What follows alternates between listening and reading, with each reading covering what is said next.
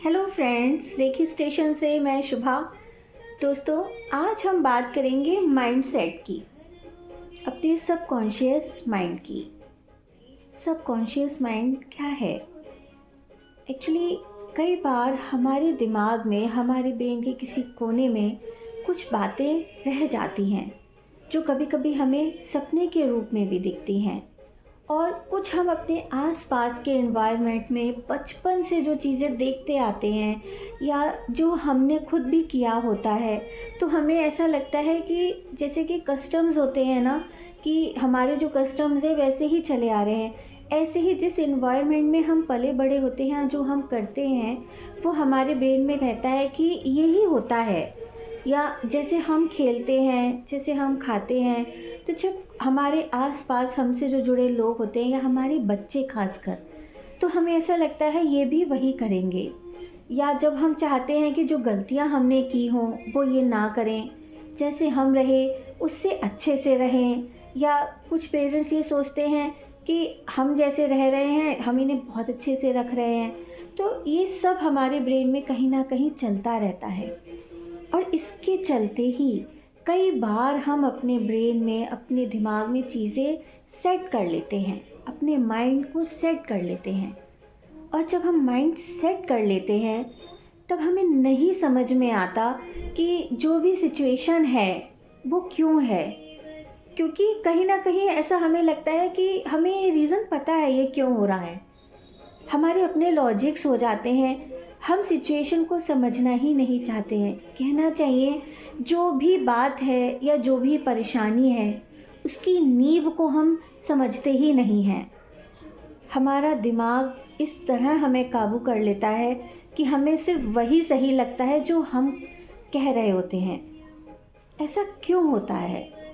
Suppose कीजिए, एक छोटा सा एग्ज़ाम्पल है। जब बच्चा खेल के आया, माँ ने दरवाज़ा खोला, देखा कि बच्चे के कपड़े बिल्कुल गंदे हैं, वो मिट्टी में लथपथ है। अब माँ ने उसकी एक ना सुनी और डांटने लगी, तुम मिट्टी में खेल के आए हो, तुमने सब कपड़े गंदे कर लिए, मैंने मना किया था। बच्चा क्या कह रहा है माँ सुन ही नहीं रही है। क्यों? क्योंकि माँ को ये सेट है उसके दिमाग में, वो उसे ऐसा लगता है, वो जानती है कि मेरा बच्चा मिट्टी में खेल के आया है। माँ ने सुना ही नहीं, माँ ने समझा ही नहीं कि बच्चे को किसी ने धक्का दे दिया, या बच्चा आ रहा था उसका पैर मुड़ गया और वो गिर गया, या किसी जानवर ने उसे धक्का दे दिया, उसको शायद चोट लग गई। वो सुन नहीं रही है, बस नाराज़ हो गई। उसे मिट्टी में गंदा देख के उसने ये मान लिया कि ये तो मिट्टी में खेल के आया है। ऐसा क्यों होता है? ऐसा हम सबके साथ होता है। हम सभी ऐसे ही ट्रीट करने लग जाते हैं और ये चीज़ें इस कदर बढ़ती जाती हैं कि फिर हम बच्चों के साथ ही नहीं, बड़ों के साथ भी ऐसे हो जाते हैं। या हमारा बच्चा जब बड़ा हो जाता है तो हमें यही लगता है कि हम सुनते ही नहीं हैं। हमने ये समझ रखा है कि हम, ऐसा लगता है कि हम बहुत अच्छे से जानते हैं तो कर ही नहीं सकता, इसने किया ही नहीं होगा। ऐसे ही अगर आप वर्किंग हैं या नॉन वर्किंग हैं, घर का ही काम कर रहे हैं, थक गए हैं, आप बाहर से कहीं से आए हैं, आप थक गए हैं। अब जो व्यक्ति दूसरा है वो आपको ये समझाने लग जाए, अरे अभी तो तुम्हें बहुत मेहनत करनी है, तुम इतने में ही थक गए। आज थकान का क्या कारण है? या वो वाकई थका है, या उसे किसी एनर्जी ड्रिंक की ज़रूरत है, या प्यार के दो शब्द की ज़रूरत है। ऐसा होता है ना दोस्तों, कि हम लोग जब समझाने पे आते हैं तो बस सुनते समझते नहीं हैं। क्योंकि हम उस समय ये सोच लेते हैं कि हम सब जानते हैं, हमें पता है ये ऐसा करेगा, हमें पता है ये मेहनत नहीं करेगा। क्यों? क्या ये नहीं हो सकता कि आज वो थक के आया है या थक के आई है, उसने आप प्यार से आपके पास बैठ गए, आपने बालों में हाथ दिया, उसके सर को सहलाया, उसे समझा, फिर आप देखिए फिर से वही एनर्जी आ जाएगी। और यहीं अगर आपने अपने माइंड को सेट कर लिया है कि इसके तो बस की ही नहीं है, हम तो बहुत मेहनत करते हैं, ये कर ही नहीं सकता या कर ही नहीं सकती, तो फिर हमें समझ में ही नहीं आएगा कि कारण क्या है। और कई बार ऐसा होता है जब हम कारण समझ ही नहीं पाते, क्योंकि हम अपने परफेक्शन में होते हैं तो सामने वाला आपसे इरिटेट होने लगता है, फिर वो आपको कुछ बताना ही नहीं चाहता। तो मुझे ऐसा लगता है कि हमें इस चीज़ से बचना चाहिए। अपने सबकॉन्शियस माइंड को, अपने आप को, अपने ब्रेन को इतना स्ट्रॉन्ग रखना है कि हम सामने देखते ही कहानी ना बना लें, पहले सुने समझें तभी सलाह दें। ऐसा बहुत ज़रूरी है दोस्तों। मैं हमेशा अपनी एक वीडियो में कहती हूँ, हर वीडियो में मैंने ये कहा है, मनन करना बहुत ज़रूरी है अपने आप का। अपना मनन हम जब करते हैं, अपनी एनर्जी को प्योर करते हैं, तभी हम एक खुशनुमा माहौल बना पाते हैं अपने आसपास, और आसपास के लोग भी हमसे खुश रहते हैं। जब हम प्योर होते हैं ना, जब हम यहाँ से ओपन होते हैं, यहाँ किसी भी तरीके की कोई जकड़न नहीं होती है, कुछ फंसने वाली स्थिति नहीं होती है, तब आप देखिए ज़िंदगी कितनी अच्छी लगेगी और आपके सारे रिश्ते कितने अच्छे होंगे। जब आप ये सोचने लगते हैं, हम सभी में एक ये होती है कि हम यहाँ एक बोझ रख लेते हैं कि काम अच्छा करते हैं तो हम करते हैं, जब हम पढ़ते थे तो हम ही पढ़ते थे, आज हम रिश्ते संभाल रहे हैं तो हम ही संभाल रहे हैं। ये सब यहाँ सेट है, ये हमने सेट कर लिया है, किसी को ज़रूरत ही नहीं हमें बताने की। क्यों?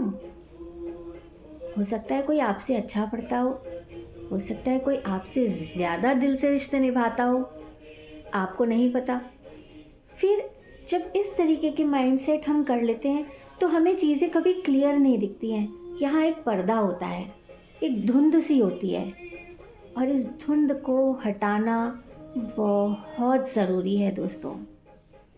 अगर आप इस धुंध में जीना सीख लेते हैं ना, तो फिर सब चीज़ हर जगह आपको धुंध ही नज़र आती है।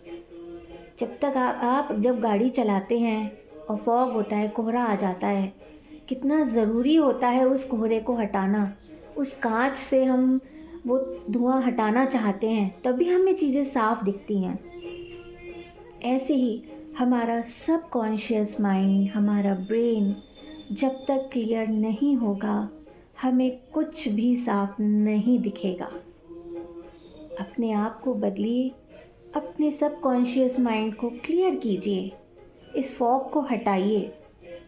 और आज इस बीमारी का, इस कोहरे को हटाने का मैं एक बहुत छोटा सा उपाय आपको बताना चाहूँगी कि जब हम ड्राइविंग करते हैं तो हम फॉग, हर गाड़ी में होता है, फॉग को रिमूव करने के लिए हम चलाते हैं या हम हीटर चलाते हैं जिससे कि बाहर हमें क्लियर हो। ऐसे ही इस दिमाग से, अपने सबकॉन्शियस माइंड के कोहरे को हटाने के लिए बहुत ज़रूरी है गायत्री मंत्र का जाप। गायत्री मंत्र वो मंत्र है, वो महामंत्र है कि इसमें सब चीज़ का सार है।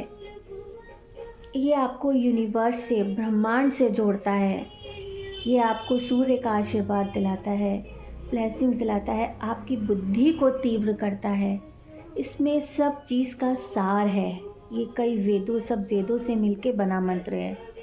गायत्री मंत्र का जाप करने से ही आप देखेंगे कि आपका सबकॉन्शियस माइंड क्लियर होने लग जाएगा। लेकिन दिल से, हर चीज़ में क्लियरिटी बहुत ज़रूरी है। अगर हम सब कुछ कर रहे हैं, पूजा पाठ भी कर रहे हैं, गायत्री मंत्र का जाप भी कर रहे हैं, पर फिर भी हमें लग रहा है कि सिचुएशन हमारे फेवरेबल है ही नहीं, या सारी चीज़ें वही धुंधली सी हैं, तो इसका मतलब वो सिचुएशन गलत नहीं है, जो लोग आपसे जुड़े हैं वो गलत नहीं हैं, जहाँ आप काम कर रहे हैं वो गलत नहीं है, आपको रिज़ल्ट नहीं मिल रहा है तो रिज़ल्ट देने वाला गलत नहीं है। कमी हम में है, कमी हमारी मेहनत में है, और मेहनत इस ज़िंदगी को जीने के लिए मेहनत बहुत ज़रूरी है। किसी भी रिश्ते को निभाने के लिए मेहनत लगती है, करियर में ऊंचाइयों तक पहुंचने के लिए मेहनत लगती है, एक घर को घर बनाने में मेहनत लगती है दोस्तों। और ये तभी संभव है जब आपकी नींव क्लियर है, मज़बूत है, आप जकड़े नहीं हैं, फंसे नहीं हैं, आप बिल्कुल क्लियर माइंड से काम कर रहे हैं, आपके दिल में दिमाग में कोई धुंध नहीं है, तभी आप सब चीज़ बहुत स्मूथली चला सकते हैं दोस्तों। तो गायत्री मंत्र का जाप करें, अपनी बुद्धि को, अपने ब्रेन को स्ट्रॉन्ग करें, ये ज़रूरी है। चाहे ना कर पाएँ तो घर में ज़रूर चलाएं। इसी आशा के साथ कि हम सभी अपने इस सबकॉन्शियस माइंड को स्ट्रॉन्ग करेंगे, क्लियर करेंगे। इसी के साथ मैं आपसे विदा लेती हूँ दोस्तों। जल्दी ही फिर मिलूँगी। Thank you friends.